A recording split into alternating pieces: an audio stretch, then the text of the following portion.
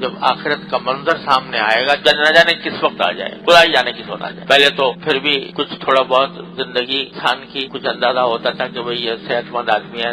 آج تو دیکھو اپنے آنکھوں کے سامنے واقعات ہیں، قتل و غارت گری کے واقعات ہیں، لوٹ مار کے واقعات ہیں، جانے کب کس وقت کیا ہو جائے،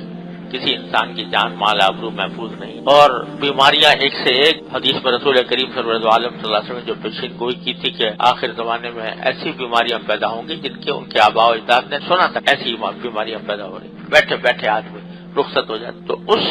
اس حالت میں اوقات کو فضول ضائع کرنا یا ناجائز کاموں میں ضائع کرنا، یہ اتنا بڑا خسارہ ہے کہ جس کے برابر کوئی اور خسارہ ہو نہیں سکتا۔ اللہ حدیث میں قرآن کریم فرماتا ہے کہ جب آخرت میں بندہ پہنچے گا تو اس وقت آنکھیں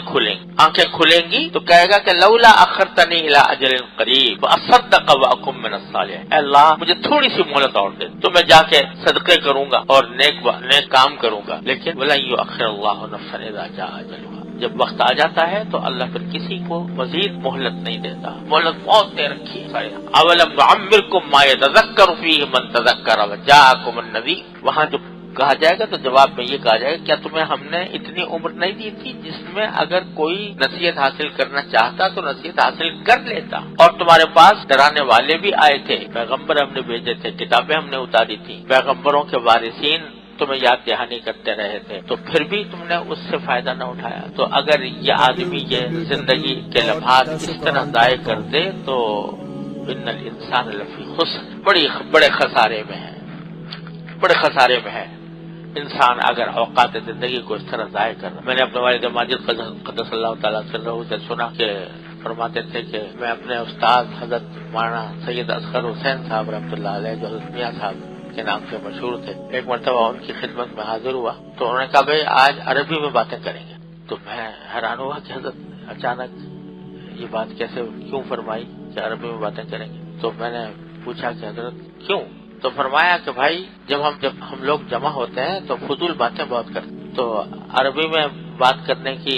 اگر پابندی کر لیں گے تو عربی میں روانی تمہیں بھی نہیں مجھے بھی نہیں، تو اردو میں بات کرنے میں تو یہ ہے جب جو زبان پہ آیا بول پڑے، عربی میں بات کریں گے تو ذرا باتیں کم تو زیادہ فضول وقت ضائع نہیں۔ اور پھر فرمایا کہ ہماری مثال اس شخص کی سی ہے جو بہت سارے جواہر اور سونا چاندی کی گٹھڑی لے کر آیا اور وہ ساری خرچ ہو گئی، تھوڑے سے جواہر باقی رہ گئے، تو اس کو آدمی جتنے احتیاط کے ساتھ خرچ کرے گا تو وہی حالت ہماری ہے کہ ہم نے زندگی کا جو ماضی ہے وہ گزار دیا جس طرح بھی گزار دیا، لیکن اب تھوڑے سے جتنے لمحات باقی ہیں تو ان کو کسی ایسے کام میں خرچ کر لیں کہ جس میں فضول نہ ہو۔ تو والعصر ان الانسان لفی خسر، تمام انسان خسارے میں ہے، الا الذین آمنوا، مگر جو ایمان لے آئے، وعملوا الصالحات، اور نیک کام، تو چونکہ انہوں نے اپنی زندگی کے لمحات کو نیک کام میں خرچ کیا، سرمایہ صحیح جگہ لگایا تو نفع ان کو انشاءاللہ ملے گا، لیکن ساتھ ہی فرمایا وتواصوا بالحق وتواصوا بالصبر، کہ وہ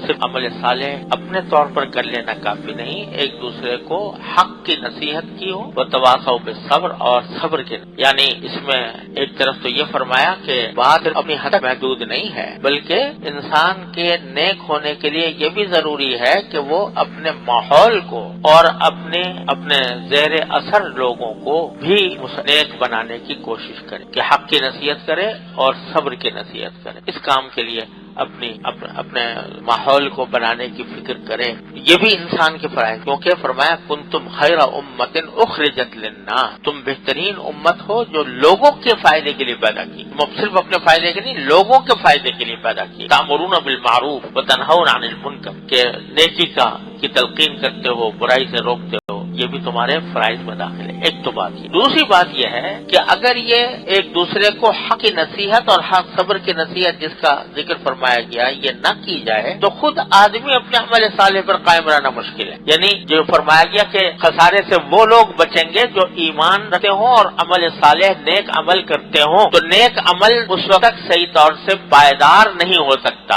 اور اس وقت تک آدمی اس کے اوپر مستقیم نہیں ہو سکتا جب تک کہ وہ یہ وصف اختیار نہ کریں کہ ایک دوسرے کو حق کی اور صبر کی نصیحت کریں. تو اس لیے بتلایا کہ ماحول ایسا بناؤ، ایسے لوگوں کے ساتھ اٹھو بیٹھو، ایسے لوگوں کی صحبت اختیار کرو جو تمہیں حق کی نصیحت کریں، جو تمہیں حق بات سکھائیں، جو تمہیں صبر کی بات نصیحت کریں، صبر کی بات سکھائیں. ان کے ساتھ اوقات اپنے زیادہ گزارو. اگر تم نے عمل صالح کرنا ہے تو ایسے ماحول میں رہنا ضروری ہو. اگر ماحول اپنا بدل دیا اور ایسے ماحول میں رہنے لگے جو خدا سے غافل ہے، جو آخرت سے غافل ہے، تو خود جو عمل صالح کر رہا ہے وہ بھی راہ جاتا رہے گا. اس لیے تواصوا بالحق و تواصوا. تو حضرات صحابہ کرام رضی اللہ تعالیٰ عنہ اجمعین اپنی ہر مجلس میں یہ سورت تقریباً ہر مجلس میں اس لیے پڑھتے تھے کہ یاد دہانی ہو جائے. یاد دہانی اس بات کی